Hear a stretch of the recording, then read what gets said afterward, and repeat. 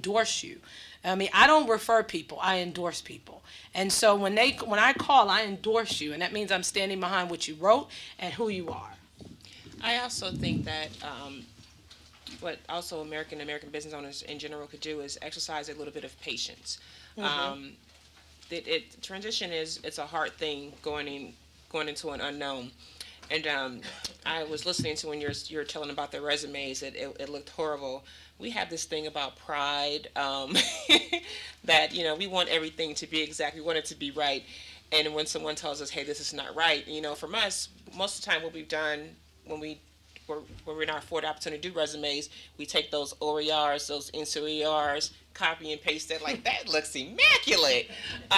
But to her, it's like, what the hell is Right. this? What did you do? But this is also Right. something that we should speak to is we all out process. And we don't do resumes in the military, so they help us take our experience in the military and put it in a resume that they give us and say, this is what you need to take to the civilian world to get a job.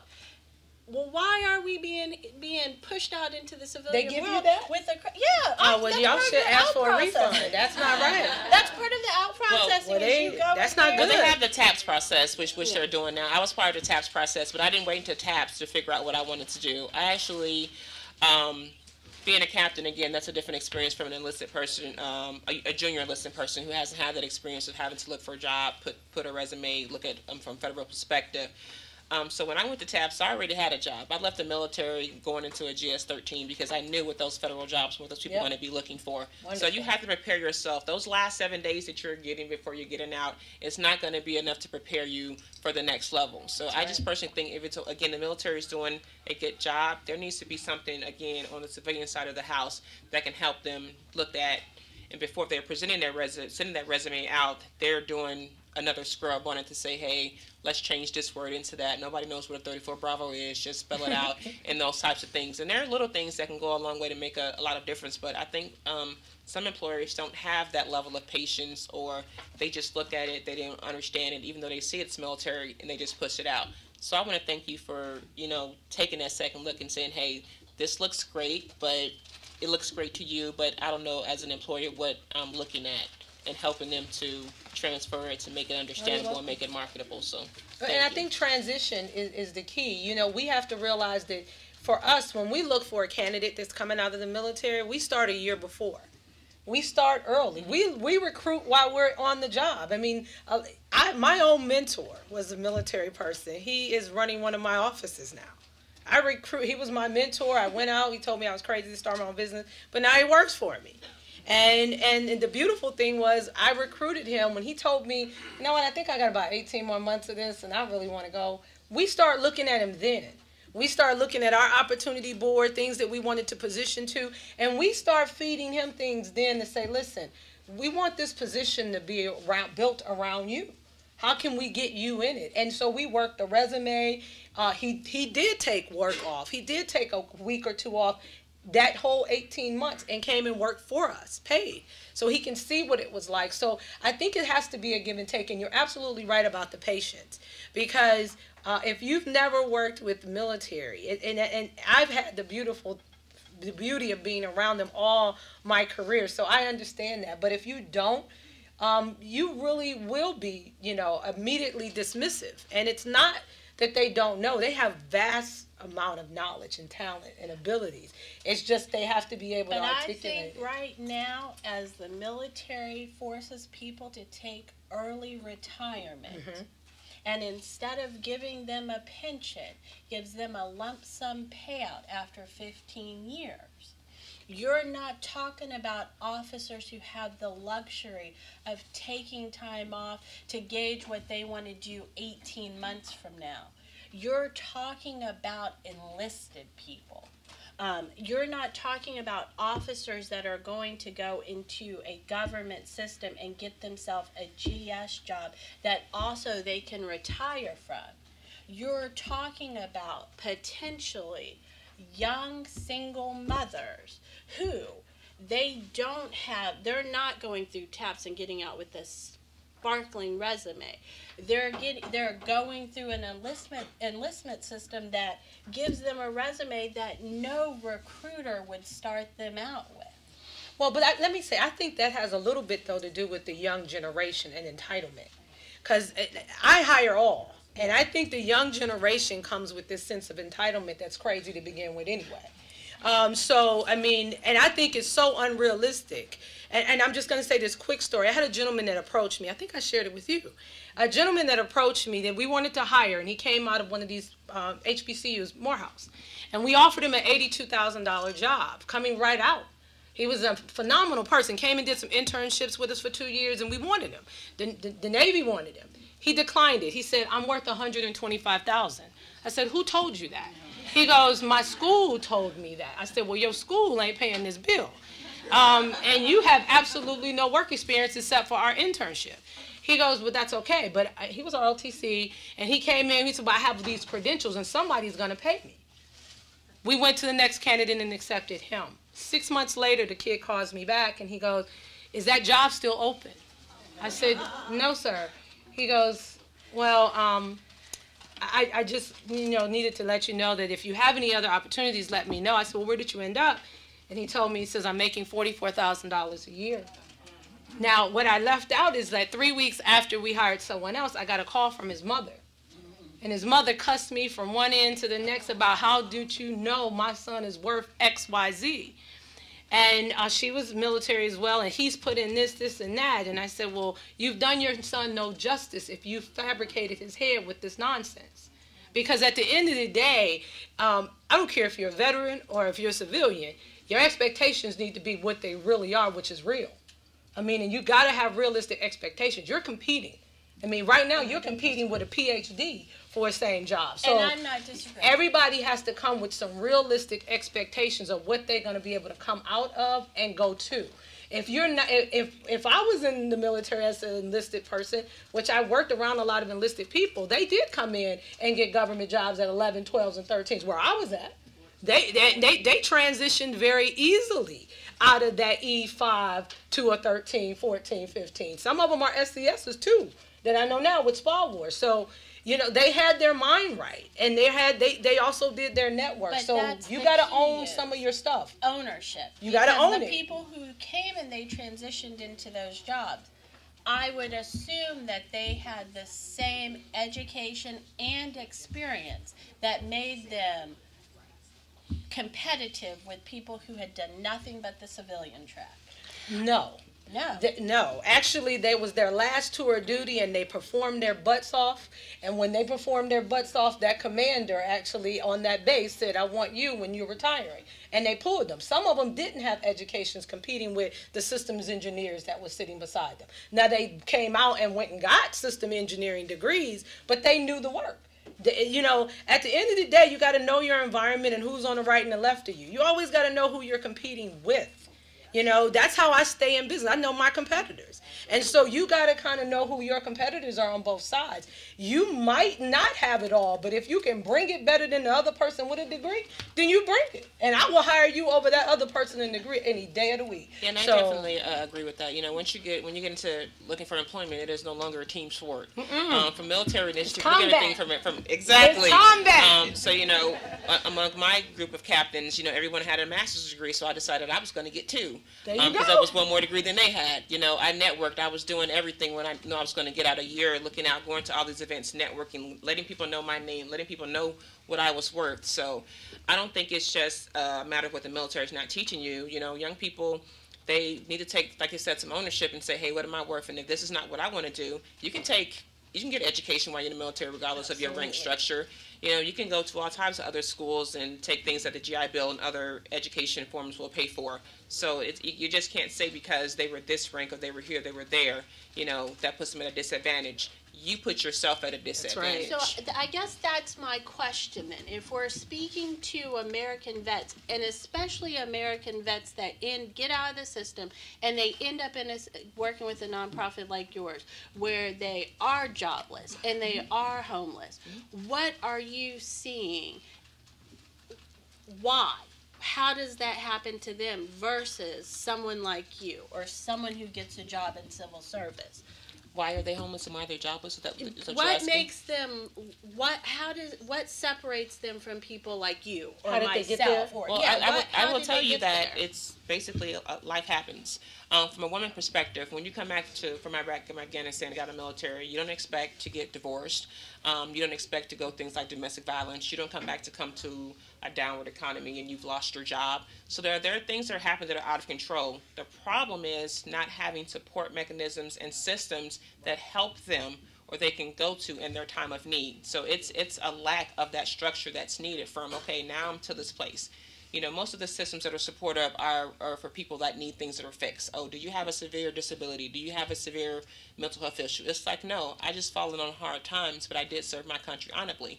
Well, they don't see you as needing anything because you're in their mind able-bodied. When I went to my situation, they sent me to the welfare office because I was a woman. It did not matter that I was a soldier. It did not matter how much I had served. And basically, in return, they offered me $320 in food stamps for me and my son to live off of. And so the issue is a lack of support that's needed on the American side. You know, I can't live off of $300 a month for me and my kid to eat off of and live and get apartments and things like that. So I think America needs to be more realistic about what the needs of veterans actually are. My supervisor still has, when I'm wearing dresses, Jazz, close your legs. Jazz, close your legs. So I mean, I wear pants for 13 years, so even coming up here, I'm looking to make sure this has something in front of it, because I know, or I'll put a folder in my lap, so the folder falls, I know my legs are open too wide. But those are things that maybe normal women won't have to think about, because you may cross your legs and things, but I still sit like a boy. So lucky my supervisor was military. She used to be a drill sergeant. She's like, Jazz, close your legs, close your legs. So yeah, those are things that, you know, to me, I have to constantly, you know, remind myself, you know, you have on a dress, you have on a skirt, make sure your legs are closed. But you know, yeah, those types of things that, you know, you probably wouldn't think about every day. And also for the women that come in our program, we do ensure that they have business clothing. They have, you know, organizations like Suited for Change or Just for Success that we have a relationship with to help them, you know, show them how to, you know, make, you know, 5 outfits out of 2 and things like that. But yeah, you're right. A lot of things we don't think about, you know, those type of things. Luckily, I happen to be married to a closet manscaper who's my husband. And so he helps me get dressed and picks out things because he's been in the federal ward a lot longer than I have. But, you know, yeah, those things that many people may not think about, it's actually hard for us, you know, coming out, you know, wondering, do I look okay? Do I fit in? Do people notice I'm not wearing pantyhose and things like that? So I totally get it. I want to thank each of you for bringing your unique perspectives to the table. And one of the reasons originally, and if you read in the inside of your program, why Ladies America was even doing this was originally just to generate dialogue, because I knew I wasn't hearing enough. And I thought, if we have reach and we have a network and there's something missing. I worked on the Hill, I worked for the chairman of House Armed Services, my family served, my grandfather, my father, my brother, and I just wasn't hearing anything outside of, you know, sexual abuse, rape, and PTSD about what was going on with women in the military. So this was really to generate dialogue, and that's how it started. And you'll see it's actually brought us into, we're going to be enveloping it into a program on entering the workforce, and we're going to bring the female veterans into that program and returning mothers. So with that, I want to say thank you. And one of the other things with the work that we do, we don't like to just, I call it the chicken coop theory. A lot of you have heard this before. I don't like for us all to get together and pat each other on the back and this was a great day. It's not worth it to me. I want to see action, which is why I was asking, what can we do as individuals? And I think my takeaway from this is, let's go beyond thank you. And all of us know a veteran, and sit down with them, as Twyla mentioned, Jasmine, Stephanie, sit down with them, go over their resumes, do mock interviews with them.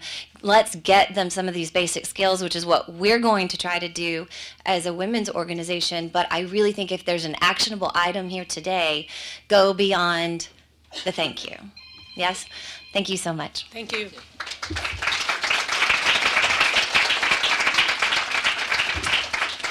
And And I don't want to catch anyone off guard, but we do have a representative from Joining Forces at the White House, Tanya Bradshaw, who has joined us today, and she does obviously work in this area, and I would love to have her come up and share some remarks. You're at the table.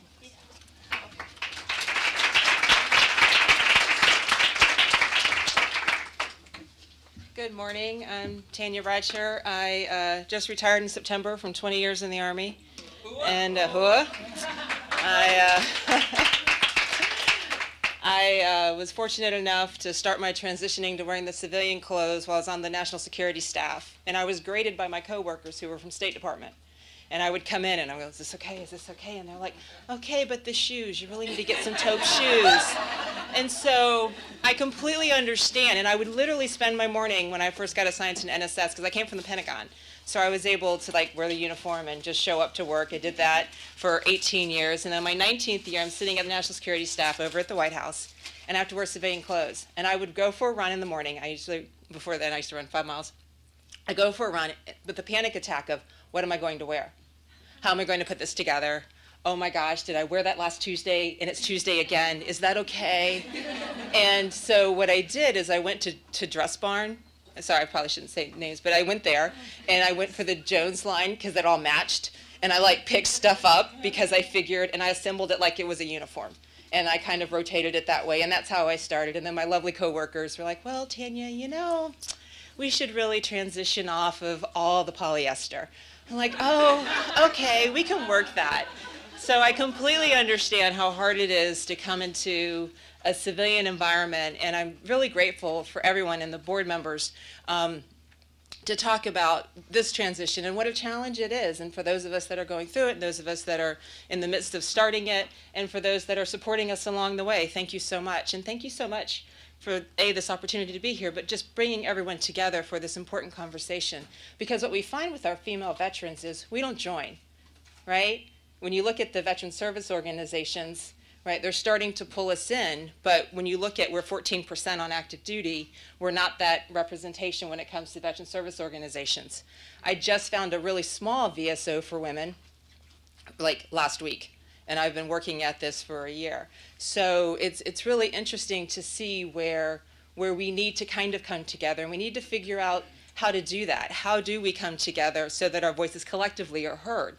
And we either influence the VSOs that are already out there or the organizations that are already out there as a VSO, but we need to figure out a way to have our voices heard and to be part of that agenda.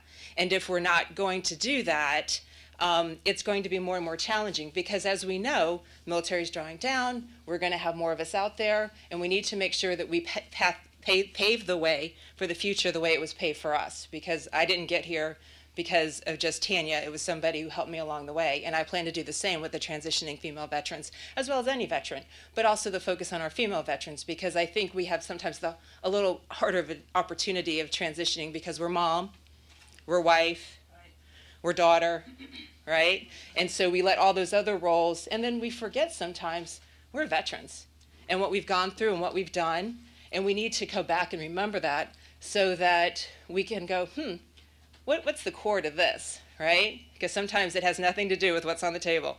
It has to do with something else, and we just have to be able to remember that, and also take the opportunity for those of us that are my sisters and all of this to, if you need it, go talk to someone, right?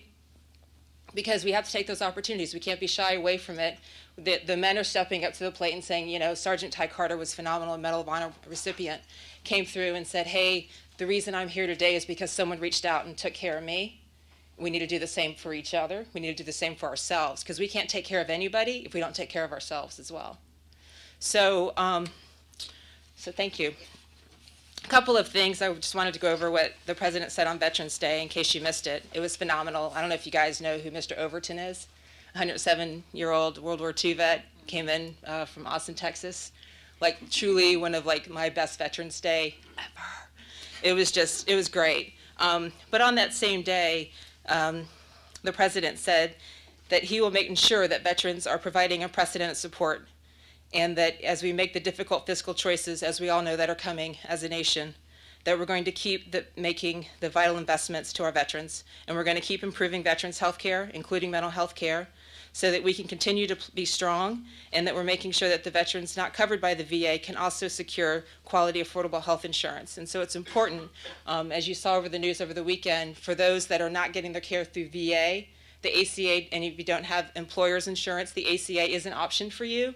I highly encourage you to take a look at it, take a look at the website. We had some hiccups, but I can tell you that we're definitely moving in the right direction. Things are going very well, but also that we're working on keeping the reduction for the backlog. We're below 400,000, which is a huge increase from where we were just a year ago. We've slashed it from a third since March, and we're going to keep going after it and keep getting those numbers down. We work with the VA pretty much weekly on making sure that we're on track to do that, as well as our old claims, the 2-year-old claims, the 1-year-old claims, as well as working on the current backlog. So we're always pushing to move those in the right directions. And it's going. I mean, it's not perfect, but we're getting there. And every day you have some dedicated people, and a lot of folks that work at the VA happen to also be veterans, but they're moving it in the right direction. We also have the 9/11 GI Bill. We just had the 1 millionth recipient this month as well. So November's been a really huge month for us. For those of you that have it, make sure you use it. It's what it's there for. You know, it just shouldn't sit. You should definitely take those opportunities. And also, we're going to continue to demand the rights for those who are disabled, and pushing for the Disabilities Treaty, which is going to be coming up very soon. That basically, it's a disabilities treaty, we're looking for it to be ratified so that we can help enforce other countries. So when our disabled vets are traveling overseas, that they have the same access to ramps, they have the same access to easements, they have the same access to elevators that our veterans have back here. Because a lot of them want to go compete in other countries, they want to study in other countries, and this disabilities treaty is a step in the right direction for us to be able to do that. And so wrapping up also with joining forces, the First Lady and Dr. Biden, I actually, and I'm sorry because I should have fixed this earlier, I actually work for the Office of Public Engagement. I work for Valerie Jarrett. I work for the President. Joining forces is actually run by Rich Morales. I do work an awful lot with them because obviously the job hiring piece of it, we're working a lot with that as well. So, but Rich Morales is the current director. He's our first Army one. We had 2 Navy previously. So I'm very excited about that. But Dr. Biden and the First Lady are working very hard on job initiatives and making sure that we have companies that come out and they're pushing companies to make sure that we're hiring our veterans. And any feedback, if we're not seeing that, or if there's things that we need to do, the conversation on resumes is very important. And I definitely think we need to take a look at that as a way, as a tool for us to assist with those. So thank you. And overall, this is just amazing. So I really appreciate your time and a few minutes to come up. So thank you so much. Oh, my pleasure. I'm stealing your phone. They all look the same. I want to take a moment to also thank some of the sponsors here today. As I mentioned, in case you don't know, Ladies America is a national network of professional women. We were founded here in D.C. It started with six women, one of whom I'm one. And there's another one here in the room. She actually now leads our New York chapter. And it's now a network of over 3,000 women across 10 cities, with the 11th just around the corner. So it is continuing to grow and has been beyond, I think, all of our wildest imagination. But there's something real and raw and grassroots about what we've been doing that has us all connected in a profound way. But the way that this has continued to grow is because of the support of so many. And so today I would like to thank NetApp, who has done some work with the White House in the area of technology, Regina Kunkel and her team for sponsoring us today. And as I mentioned, PepsiCo, and I'm not sure if anyone from Pepsi was able to come, but they had to travel today. We also had the Pat Tillman Foundation ended up becoming a partner on this event, which was phenomenal. I can't begin to tell you how the planning of this event, this simple luncheon, really, the reach across the country was very significant. And every day I was on a different call with someone. I had no idea I would ever even be talking about military issues and where females fit into that. And it's just, their support has been amazing. They're going to continue to work with us on developing our program, and resumes will obviously be a piece of that.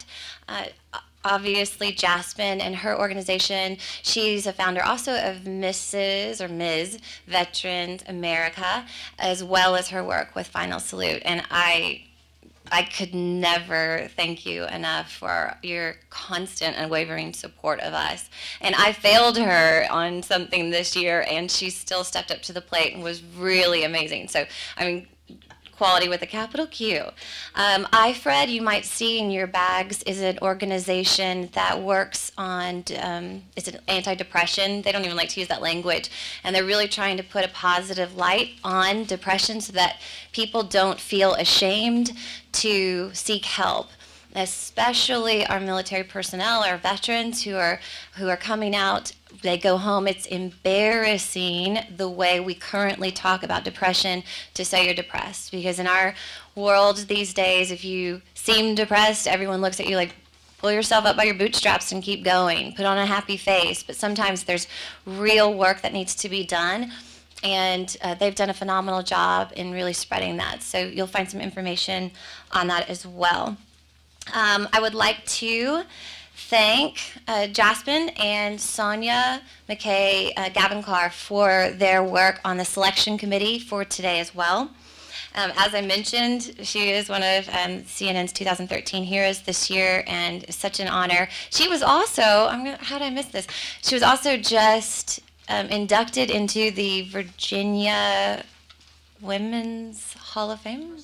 First Lady Hall of Fame, which was like 2 or 3 weeks ago. So.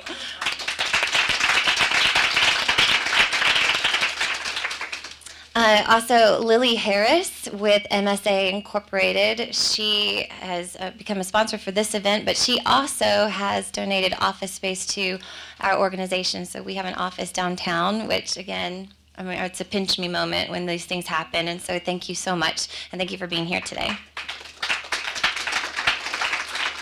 GBS Group, which is based in Virginia Beach. We have a representative from, we have 2 representatives from our Virginia Beach group, Julie and Jessica. I just met her in person today. So thank you for making the drive here, and the GPS Group is based there, and that's how we actually know them. Ariel with Relevant Events. She has donated her time and kind sponsorship, and this is her new business. And so we really do want to support young women in their businesses, and this was an opportunity for us to work together. And I will tell you, in the final days, I am short and snappy, and I won't even answer questions. So I'm sorry, but thank you, and this has been wonderful. And thank you, Twyla, not only for being here, and you're going to see her on panels all the time. And she was so good, and I keep bringing her back, and everyone's going to think I don't know anyone else, but she's so good. And she also is our first new board of director, member of our board of directors. We are now rebuilding different boards. We have an advisory board and a national committee. And I've just started the work on building the board of directors. And Twyla is the first person that I asked, and she was the first person to accept. So we're 1 for 1. Thank you, Tanya, for being here. I tell everybody, I've been sending the Council on Women and Girls at the White House our materials for 2 years. It's very stalker-esque. And I got really brave and decided, you know what, I think they should be at this event. And I just decided, you know, I'll send them another email. But you don't want to be that person. So I did, and it was during the shutdown. So I got an auto reply, and I was like, no, that email just went into a black hole of emails they're never going to read. And a week later, it was Friday night at 6:38 p.m., literally, that I got an email from Haley at the Council on Women and Girls, and she had been following our work and was very supportive of what we're doing and said that this was a great event, and she is how we ultimately had Tanya here today. So thank you again. Am I missing anyone? I do want to have all of our nominees please just rise so that we can thank you. Actually, all of our veterans, if you could, in the room. I would like to give us an opportunity to pay tribute to you and to thank you. And I just said go beyond thank you, but today. Thank you so much.